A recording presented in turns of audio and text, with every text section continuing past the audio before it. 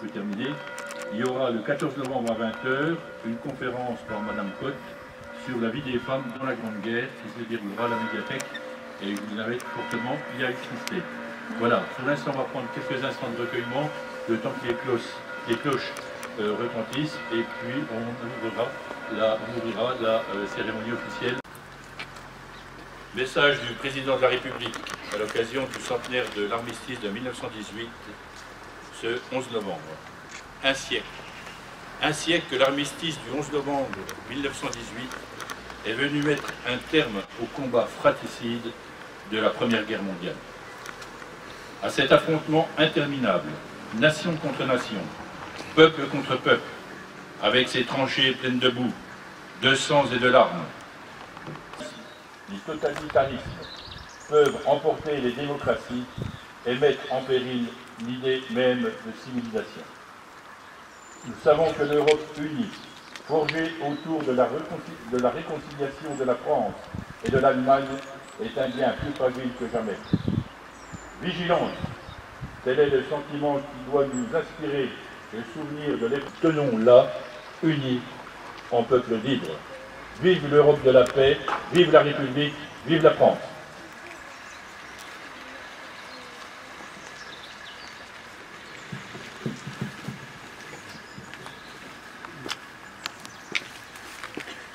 « 740 000 invalides gravement handicapés, 300 000 blessés, des centaines de milliers de veuves et d'orphelins et 10 départements dévastés, les armes automatiques légères et la chirurgie plastique. Cette victoire rend à la France l'Alsace et la partie de la Lorraine perdue en 1871. Les Français espèrent que le nouvel ordre international instauré par les 4 traités qui mettent fin à la guerre, engendrant un esprit de revanche. Aujourd'hui, alors que d'autres périls nous menacent, les sacrifices de nos anciens nous rappellent qu'il nous faut demeurer unis comme ils l'ont été au front. Et aujourd'hui, comme hier, au niveau international, l'union fait la force. Respect et reconnaissance à ceux qui ont fait cette victoire et qui ont bien mérité de la patrie, du simple poilu aux maréchaux. Vive la France, vive la République, vive la France.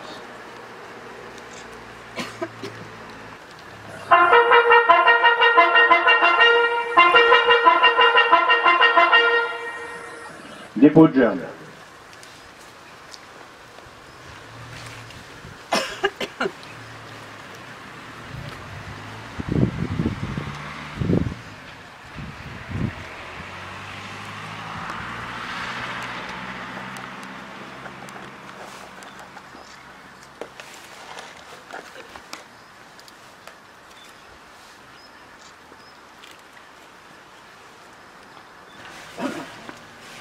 Sonnerie aux morts.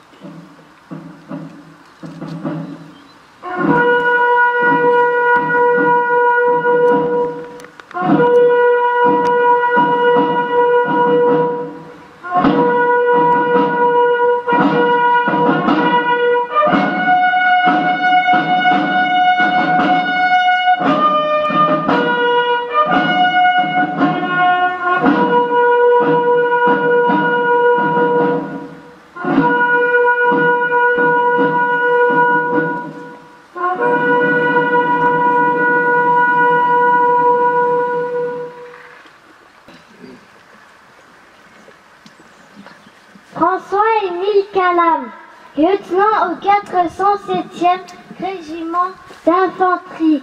François-Émile Calam est né le 24 mai 1878 à Doran. Fils de Étienne Calam, charpentier, et de Marie-Joséphine Fernet, demeurant à Doran.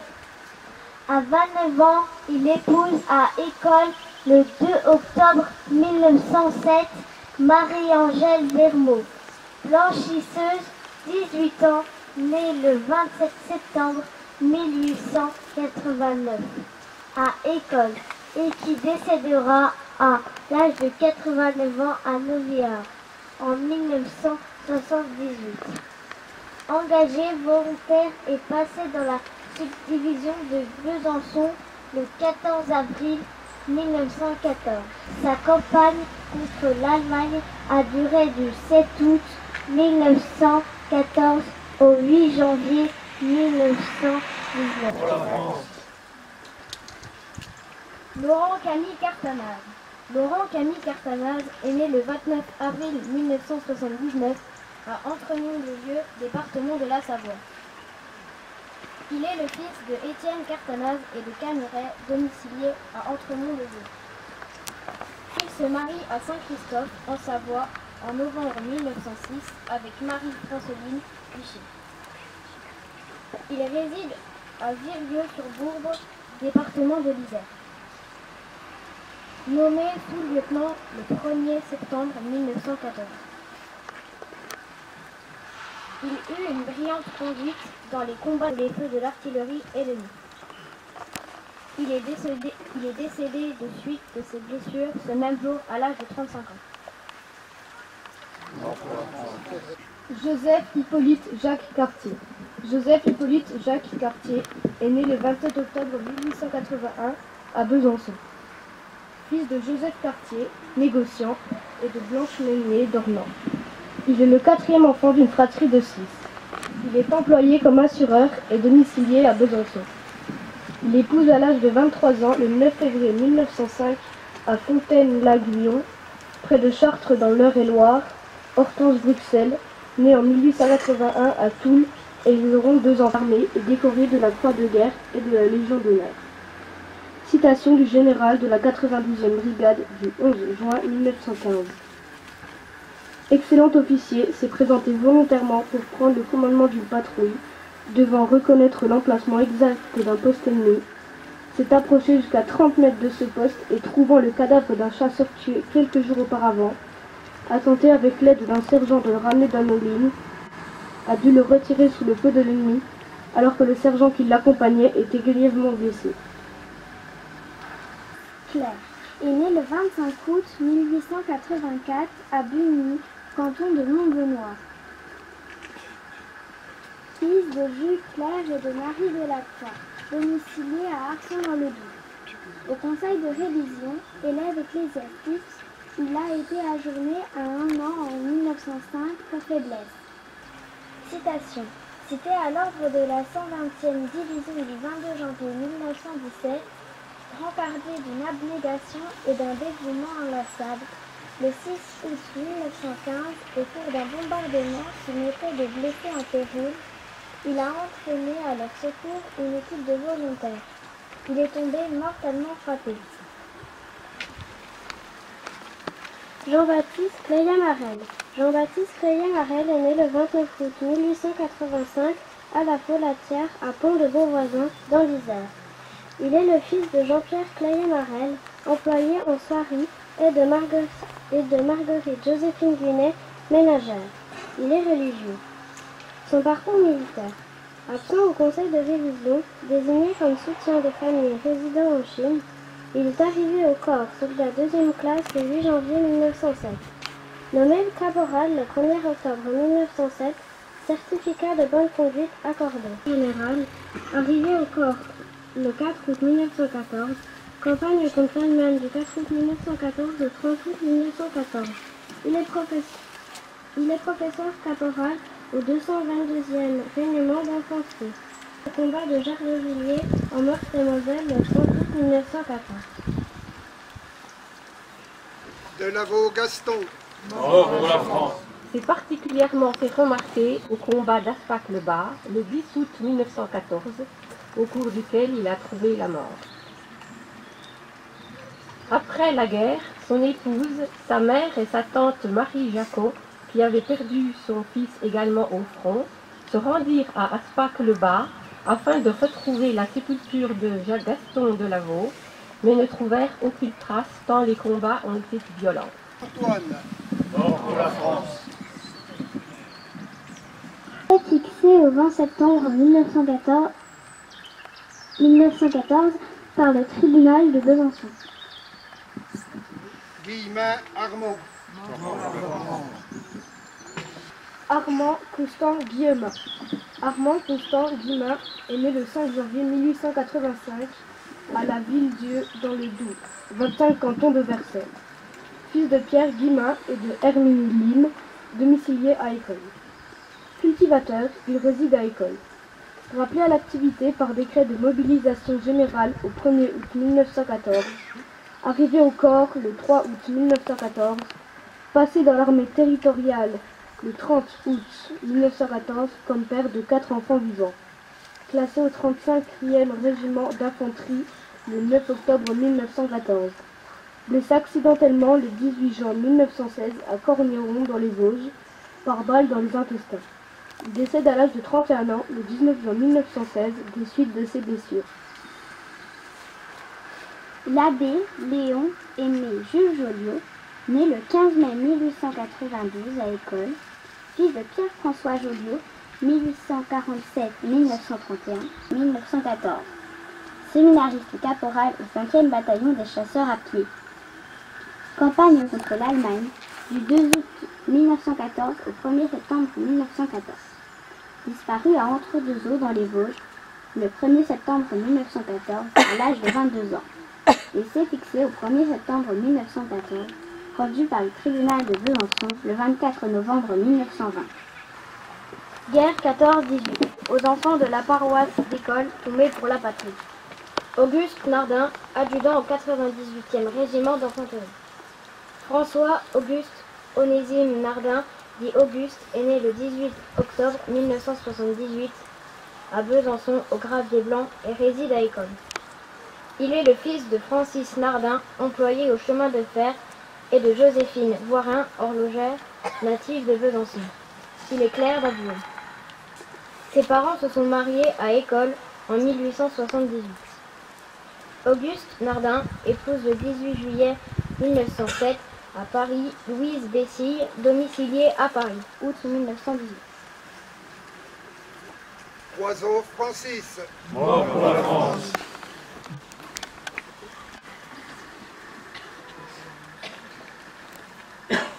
Francis Poiseau, soldat à la 2e section de chemin de fer de campagne. François Nicolas Poisseau, Manœuvre est né le 15 août 1877 à Sauvagney-les-Plesses en Haute-Saône. Fils de Nicolas Poiseau, employé au chemin de fer, et de Émile Joseph Roussy, soldat au 45e bataillon des chasseurs à pied, né le 10 mai 1887 à Verne, Doubs. Fils de Armand Claude François Roussy, âgé de 46 ans, cultivateur, et d'Émile Evrard, âgée de 35 ans, cultivatrice, mariée en 1912 à Valentin avec Émile Philomène Schmitt. Mort tué à l'ennemi à l'âge de 27 ans le 20 août 1914. François Simonin, soldat au 5e bataillon des chasseurs à pied. Jean-Maurice Marcel Simonin, dit Marcel, est né le 8 juillet 1894 à Valentin. Il est le fils d'Antoine Germain Simonin, natif de Cordiron, et de Séraphine Vachon, née en 1857 à Dannemarie-sur-Crète. C'est le 8e et dernier enfant de la famille. Il est agriculteur et réside à Valentin.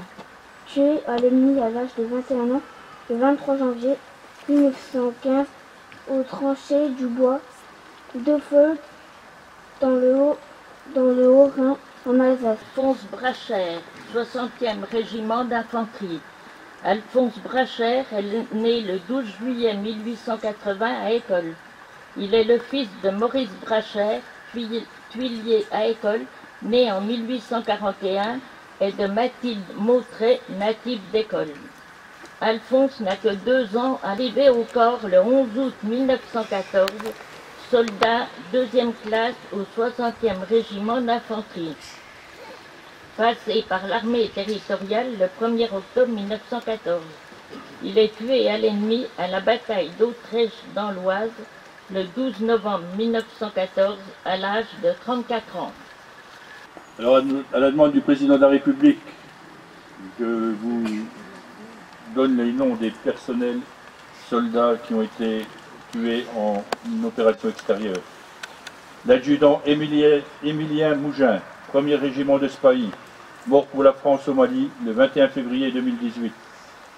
Le maréchal des logis Timothée d'Ernoncourt, 1er régiment des Spahi, mort pour la France au Mali le 20 février 2018.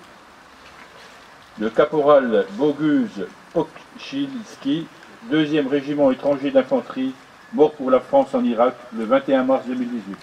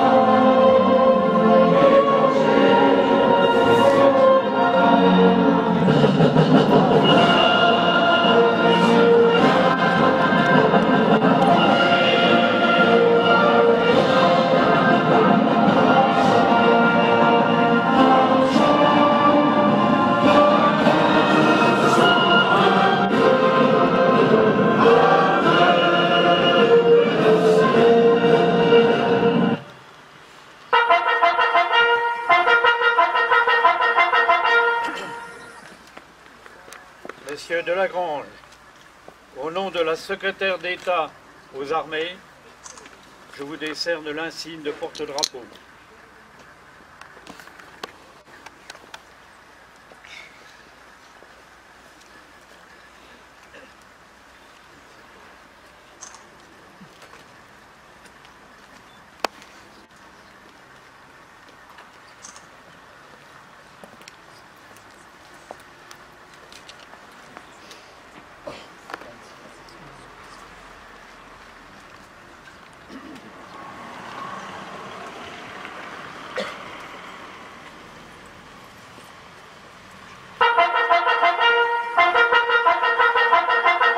Brigitte Andréosso qui a eu l'idée de cette lecture, de rechercher la vie de nos poilus.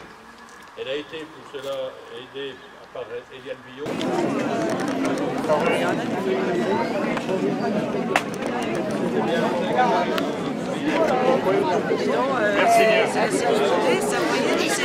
C'est paparazzi devant nous.